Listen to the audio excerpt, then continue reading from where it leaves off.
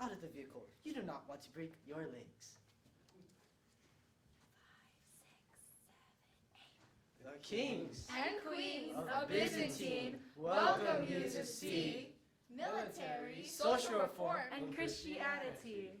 From near and far and near come through our time machine.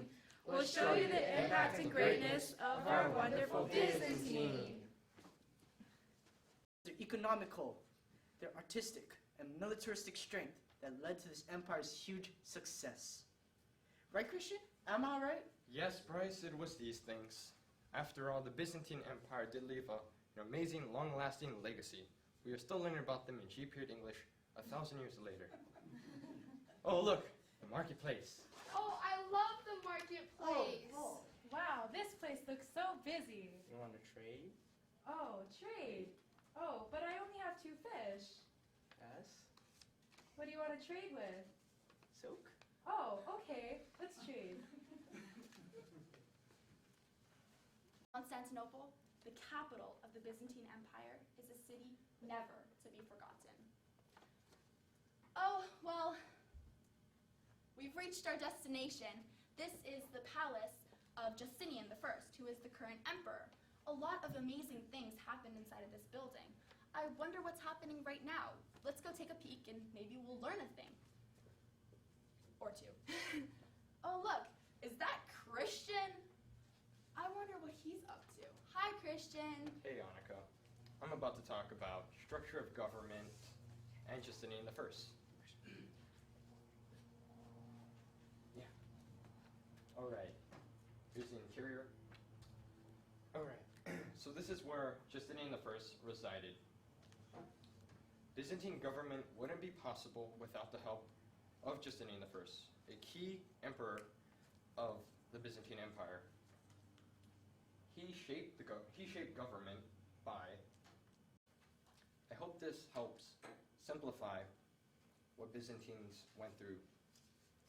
I have some pictures, paint, a palette, and a brush. That's how Justinian made his masterpiece.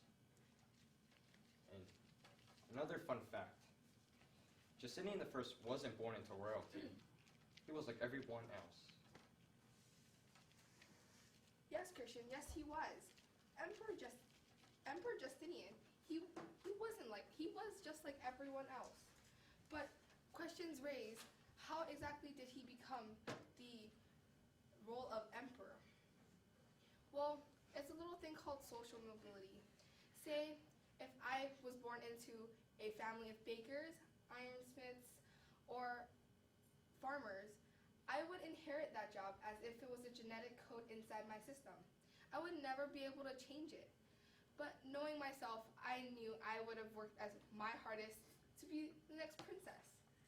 But hey, let me introduce myself first. I'm Princess Bay. Oh, did I let that slip? My apologies. But I will be unfolding the social reform that was part of the Byzantine Empire, and how that came to be.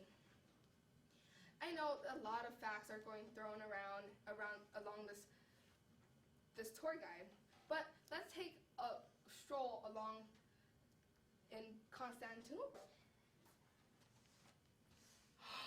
Do you see this? Oh my goodness, look at what we stumbled upon. This is the house chapel of the Romanus I Lacapianus' villa. It may not seem like a long time, but back then, churches this size, like the Notre Dame Church, can take about a century to build.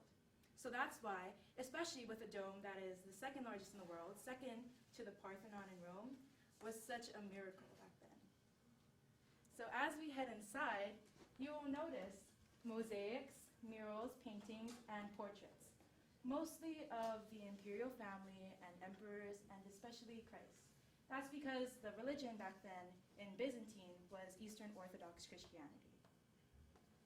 Unfortunately, a lot of murals and paintings were plastered over and covered after iconoclasm, which was the banishment of icons like disciples and baby Jesus. And then after the Muslim invasion in 1453, when the Muslims took over this church and ruined it pretty much. They destroyed it. It was 100 AD? there was something called persecution and execution, which was happening to the Christians. Because the Romans, in all their brightness, they used them as a scapegoat, pretty much blaming them for all their problems. So, you have this wonderful guy named Constantine the Great. He was a Roman emperor. He created the Edict of Milan. This edict actually stopped Christians from being persecuted and executed. So this guy, he was awesome. He was amazing. But in this, it created a huge controversy. Because this church was so young, only 300 years, it was still new infrastructure and new things in there. Like the Bible. The Bible is 2,000 pages, but there's a lot of controversy in there with just a couple words.